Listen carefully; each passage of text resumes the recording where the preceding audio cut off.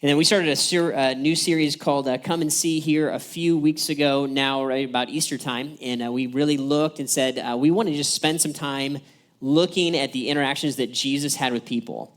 And one of the things that's amazing about the Bible is the Bible kind of captures these moments, these interactions that Jesus has with individuals. And the biblical writers just kind of put us in the room where Jesus is encountering a person and interacting with a person, and we get to really kind of see up close and personal the heart and the mind of Jesus as that shows up in that relationship and that interaction. And we said, let's just spend some time looking and getting to know Jesus. And at the end of the day, that's what we are about. We're about the person of Christ. We're about following him.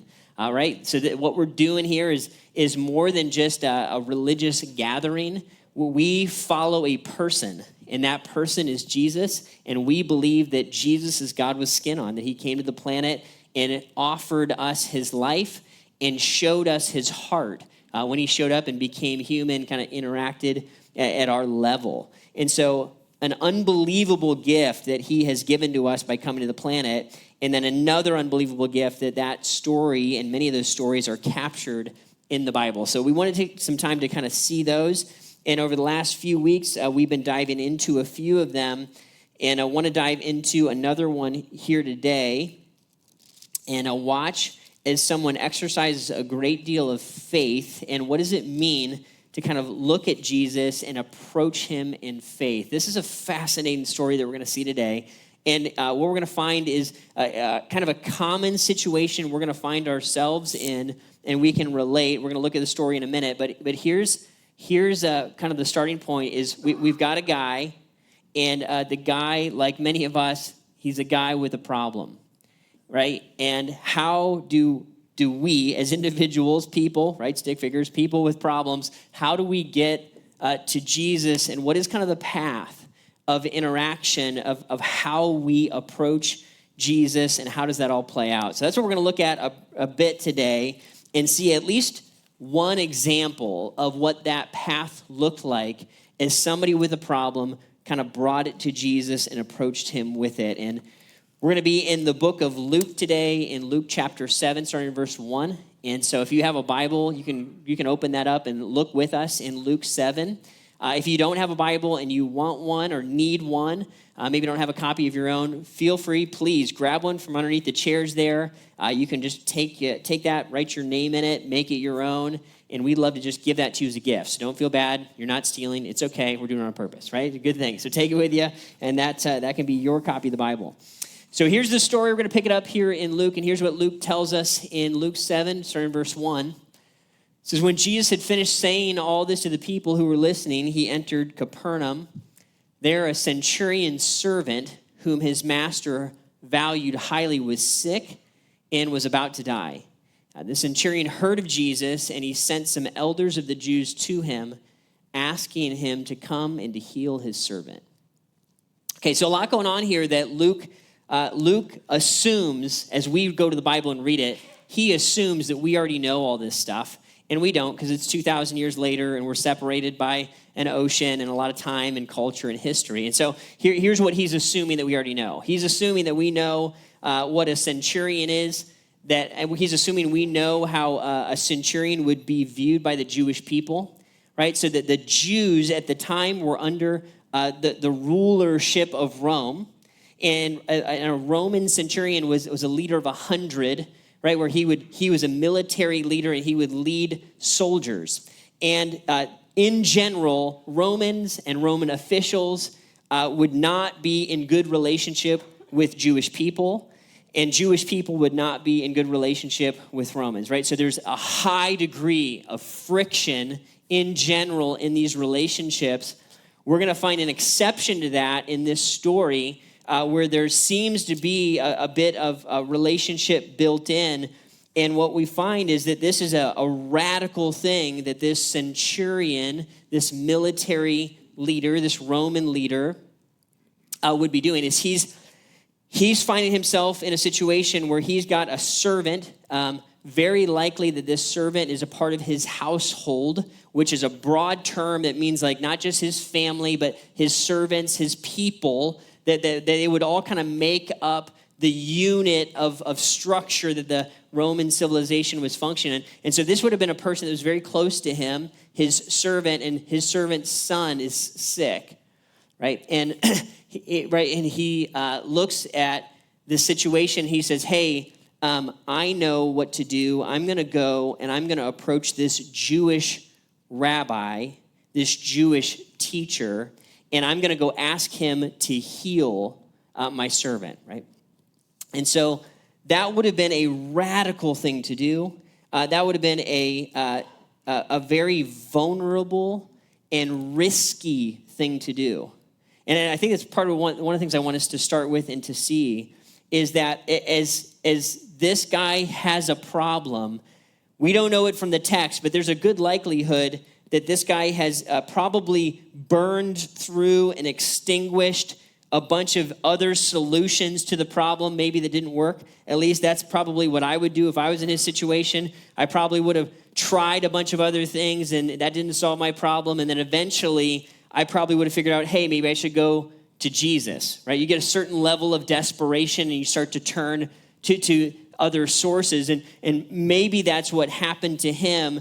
And he goes into a very vulnerable situation where he is requesting help from essentially people that would view him as an enemy, and he typically would view as an enemy. But not in this situation. We're going to find out in a little bit here that he's got a kind of a nice relationship with the Jewish people, at least locally there, help build their synagogue. But he puts himself out there, and he puts himself at risk when he goes to make a decision to pursue Jesus, right? He goes on he takes the initiatives, he's proactive, and he says, I'm going to go pursue Jesus in this situation. My servant's sick, I care about him. I heard that this Jesus guy is able to heal. I'm going to initiate action here, and I'm going to risk being mocked by my fellow centurions. I'm going to risk being ostracized by my Roman friends. You're asking for help from the crazy Jewish quack guy? Like that's how it would have felt, right? He would have been like on the fringe of what the Roman people would have thought of as an acceptable person to go to for help.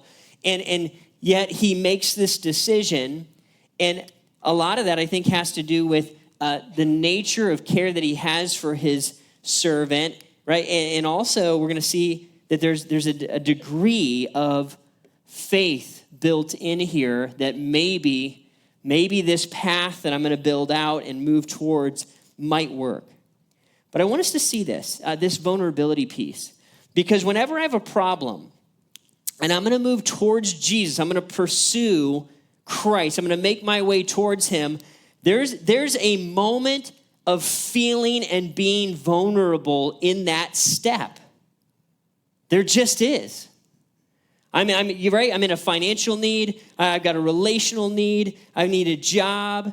And if my decision is to say, you know what I'm going to do? I'm going to go pray about that.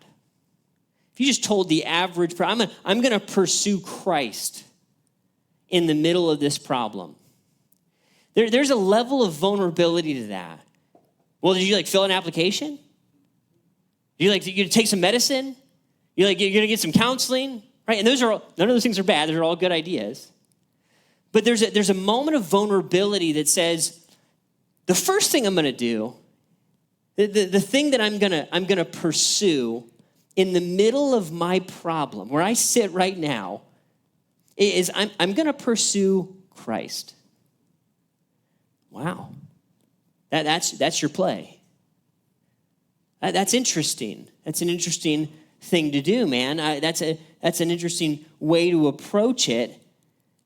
And it's a show of faith, and it's a show of vulnerability and risk.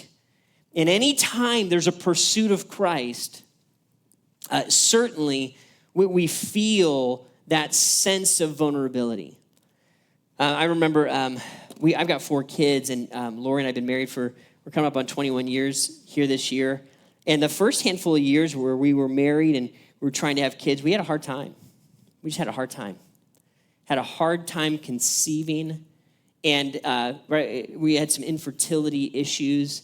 And we tried to figure that out, and we went the whole route of going to doctors and trying to figure that thing out. And it was somewhere, I don't remember exactly when, but it was somewhere in that first like year and a half when I started to realize, and I've got this problem, and this problem is, it started as Lori's problem, because Lori was the one, it's her problem. She wanted kids, right? And I wanted, right?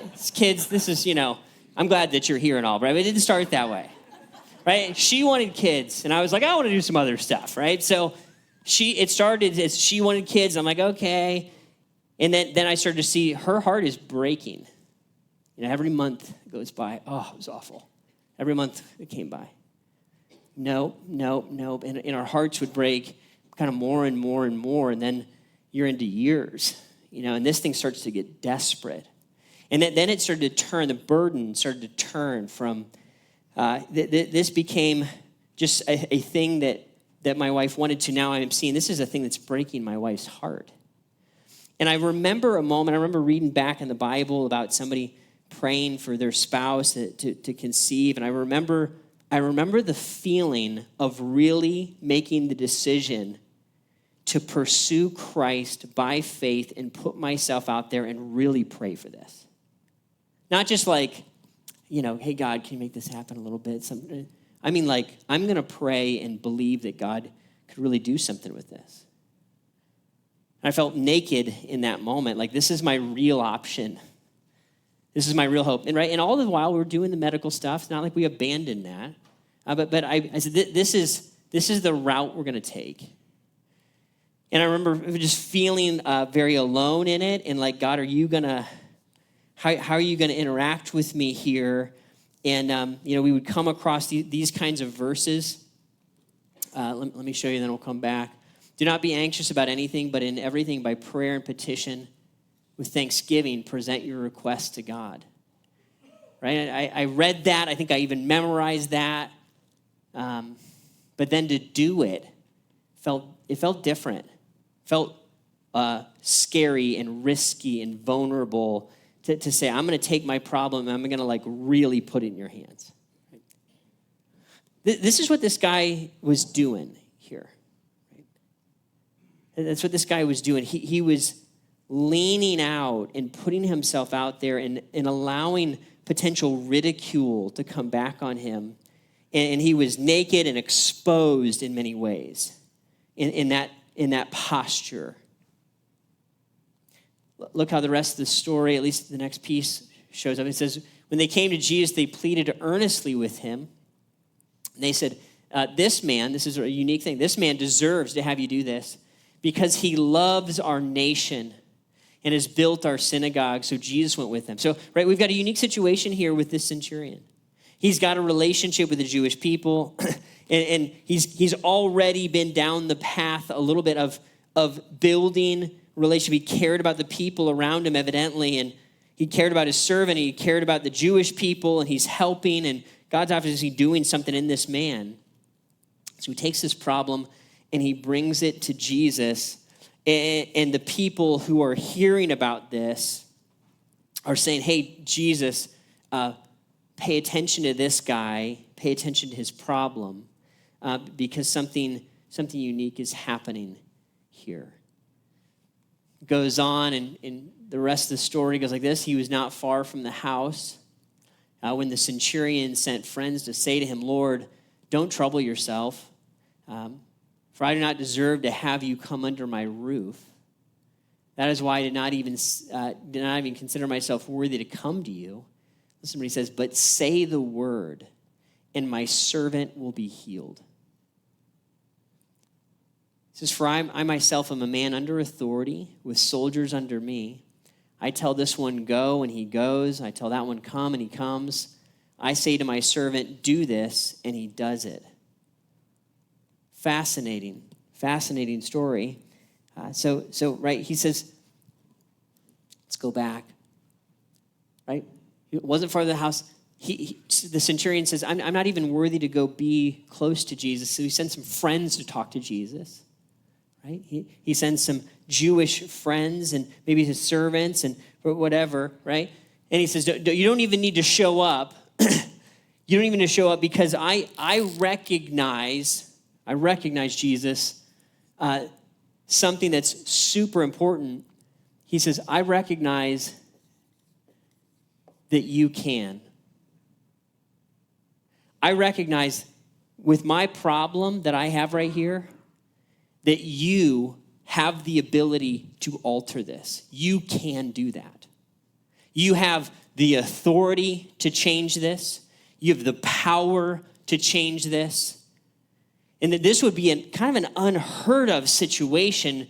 Healing happened in ancient times, and there were healers. That wasn't a completely foreign idea.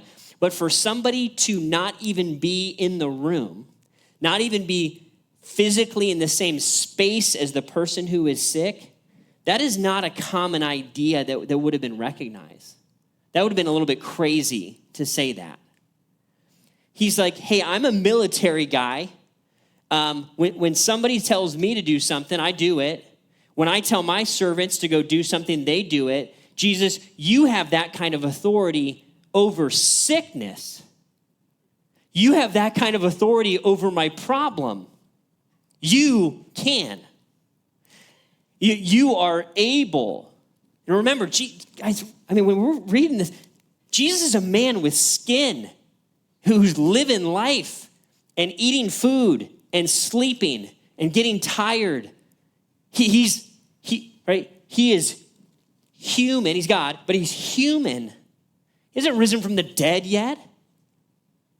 This guy, this Roman guy, this centurion, somehow was able to access this unbelievable amount of faith that this guy, Jesus, that is walking around and he is solving the problems of the people. He is healing the sick, right? Who knows how many different stories this centurion would have heard about of Jesus solving other problems, but certainly some. He would have looked and he would have said, Jesus, you can. You can. Right? He made a decision to declare. To declare. He made a decision to pursue. He made a decision to declare, Jesus, you can. And I want us to see that was another piece of faith. It's another piece of faith. That it's one thing to initiate and to move towards. Okay, I'll take a step. There's vulnerability in that, risk. Right? There's another thing to fully embrace the reality of Jesus, you can. I remember having to wrestle that through, right, in infertility is, Jesus, can you do that? Do you have the supernatural power to create a child here? Or do I need to solve this and manage it in a different way? And take the reins on it? It was like a real wrestle for me. And I remember the doctor said we have about a 3% chance of conceiving. Right? And that's where this thing hit. Can you? Can you do this? And wrestling it through and coming to terms with the fact that he is able to do it. That my hope, my belief is beyond anything else that's available to me. More than knowledge, more than medicine, more than self-help. That there is a real living person that can. It's like a real wrestle. And this is where our faith gets really, really interesting and extremely relevant, because all of us are walking in the middle of some kind of problem that we're obsessing about, we're losing sleep over, we're thinking about it. Maybe it's our problem, maybe it's like this guy, it's somebody else's problem. It's a problem for our kid or our mom or our spouse. And we're bearing the burden of somebody else. And maybe we're trying to fix that problem. I'm going to manage it. I'm going to work it. And then we would watch somebody like this centurion and say, this dude just did it different. He just went a different way. And he somehow was able to see through it and say, I'm going to the one who has the authority and the power, the ability to do it, right? The not so fancy way. We could use all kinds of big, fancy theological words, but all of them really mean you can. It's the idea. Omnipotent. He's got all the power.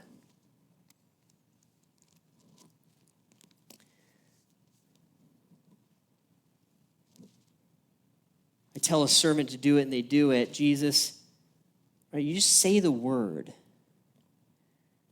And I want us to see this, that built into that last sentence, but say the word and my servant will be healed. There's another piece here that's really important. He approaches Jesus, he pursues him. He recognizes that he can. And then he leaves it in Jesus' court as to what he's going to do. If you say the word, as a military man, he recognizes that the authority is the commanding officer's. It's not his call to make. His call is to do his very best to serve his authority above him, to bring the best information, to lead with passion, and to approach him and say, here's what I see. You tell me, what's the order? What's the command? I'll follow. And my men do that to me. They bring me what they see and they bring me what they observe, and I tell them, do this, and they go do it. They execute it. But not without my word.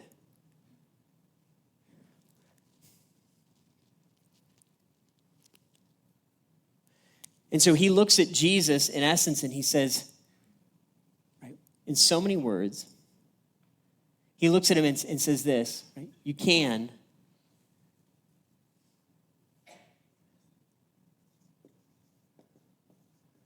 And then really asks him the question, are you willing? Are you willing? And built into this is it best?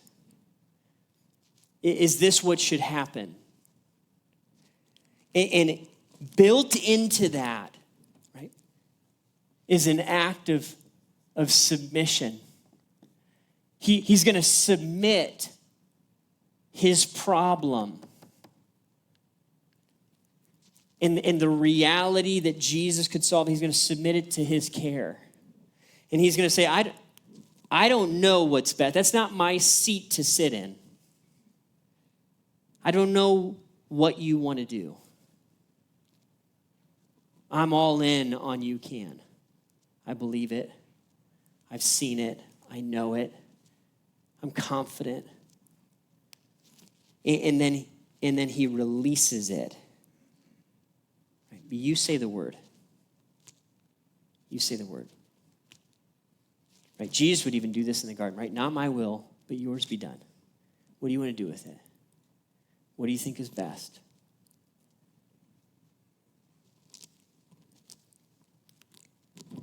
Fascinating to see all this show up in a sentence or so, right? The intentional pursuit and the big declaration and ultimately the submission to say,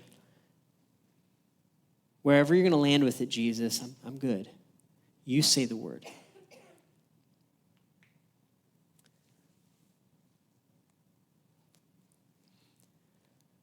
Proverbs would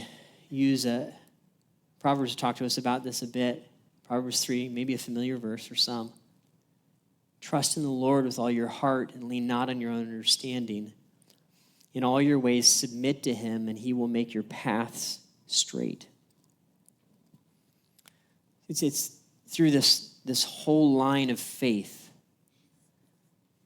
right, that ultimately would go to the person of Jesus to recognize and to say, hey, I don't know.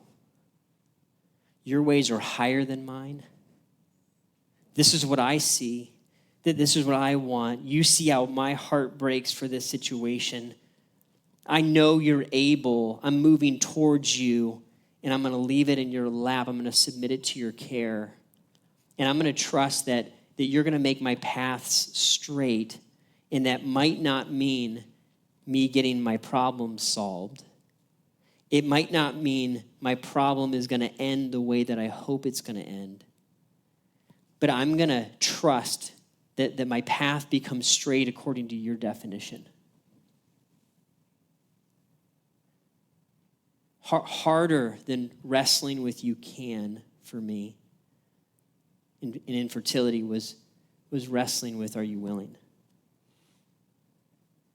Looking at my wife with tears rolling down her face and really coming to terms with, we might not have kids. And I know some of that's your story. Your story is God didn't answer the problem. He didn't come through in the situation, and having to come to a point of real surrender to say, I don't know where this is going to land. I'm done with this. I'm giving it totally to you. I'm terrified. But I'm in. Where else would I go? Lord, are you willing? I'm submitting. Right? The centurion is doing that, and I think he's showing us a bit of a path on how to interact with Christ. When I find myself in a desperate situation, and I'm losing sleep at night, or I'm wondering, or I'm worrying about the country, I'm worrying about a family member, I'm worrying about the finances, or we're worried about the marriage, or I'm wondering, how do I? Jesus would invite us and welcome and celebrate us to say, yeah, pursue me. Come to me. Put yourself out here. Because I'm the one who can. And then here's maybe the hardest part is trust me with it. Trust me with it. It might not always end or look the way that you hope it would. And I've got stories like that too, and I bet you do too. Where my line of sight, everybody has a line of sight. Something we're all responsible. The centurion was responsible for 100. If you're a leader of a family, you're responsible for that. That's your line of sight. That's your purview, your overview of, right? Maybe you have a line of sight where you represent, you oversee people at work or on a team or at school. You have a friend group that you influence and you're a part. Jesus has this line of sight, and he is doing stuff that I can't ever totally understand. It's just flat out beyond me. It's like looking at my kids when they were little with tears and they just couldn't understand my no. It just couldn't make sense. Like, that's me. Sometimes I can't get the no because I can't see the picture. The centurion, and he was used to living in that space. This is where I sit. You're up here. You know better. I got men. They can't see what I see. So look, you say the word, you let it rip. Right? If you want that to happen, fine. If not, it's fine too. I'll receive what you give me.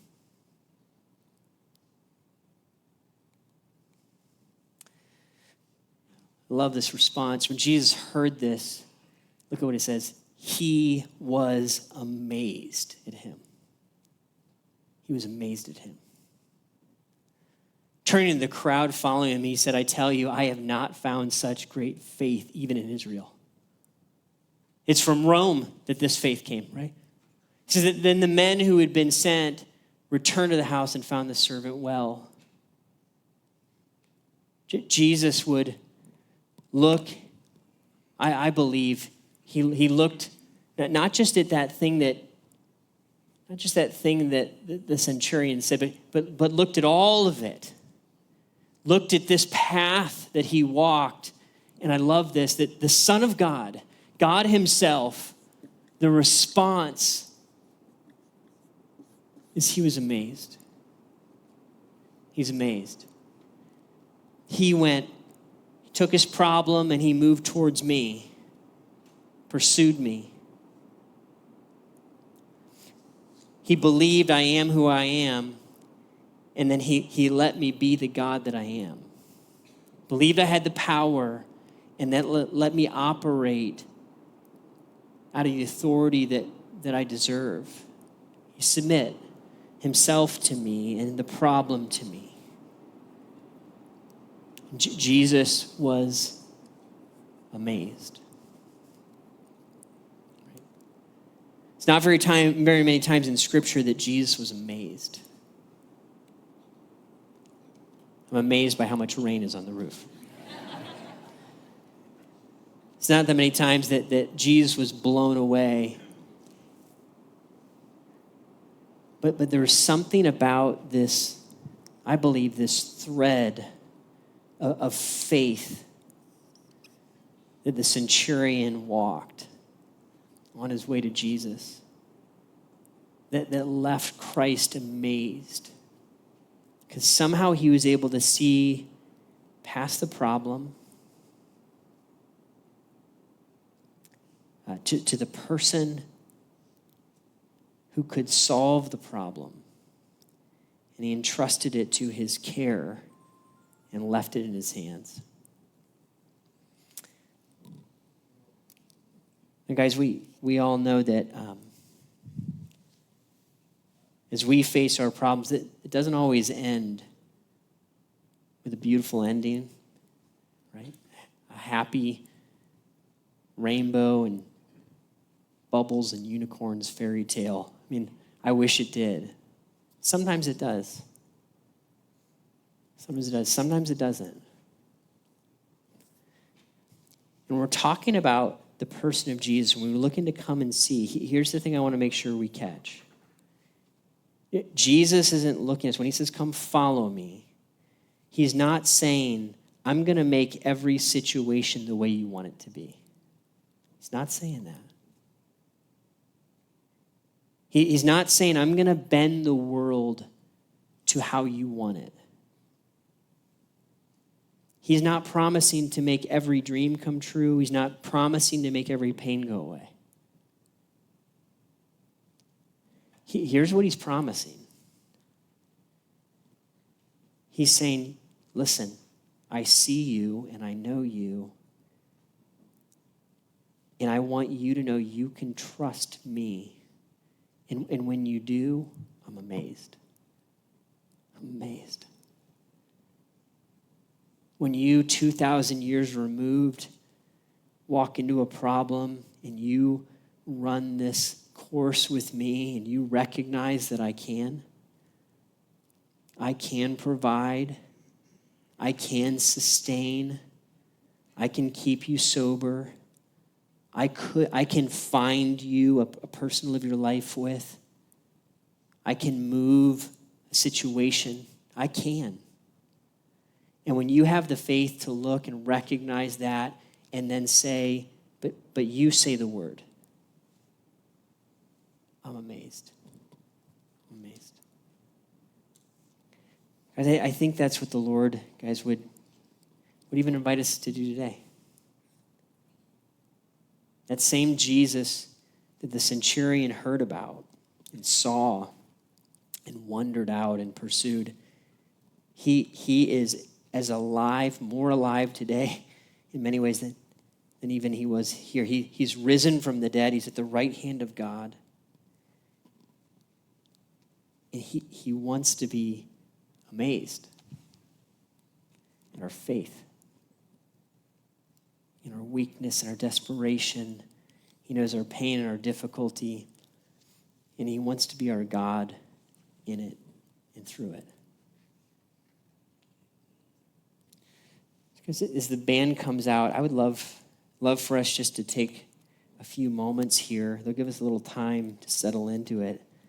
But maybe think of the problem that you have right now. What would yours be? And would you walk through this path with Christ today? Would you pray with me? Bow your heads and close your eyes. We'll pray together.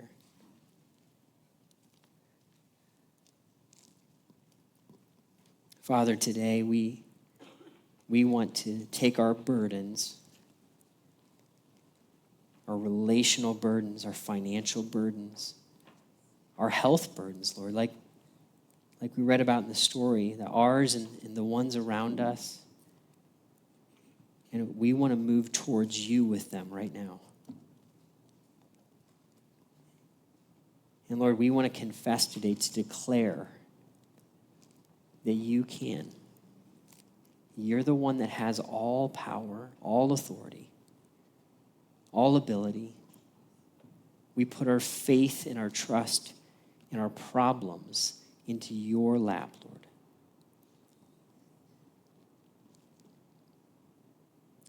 And we want to, God, trust you. We want to submit ourselves to you. We confess that you are God. You are King. You are Lord, and you somehow, you know what's best for us, even though it sometimes makes no sense at all, Lord, and it may not this side of heaven. But we want to confess today that we believe you. We believe in you. We trust you, no matter what. Lord, would you help us with this today? Meet us here. And Lord, would you find faith in us that causes you to be amazed? Meet us here.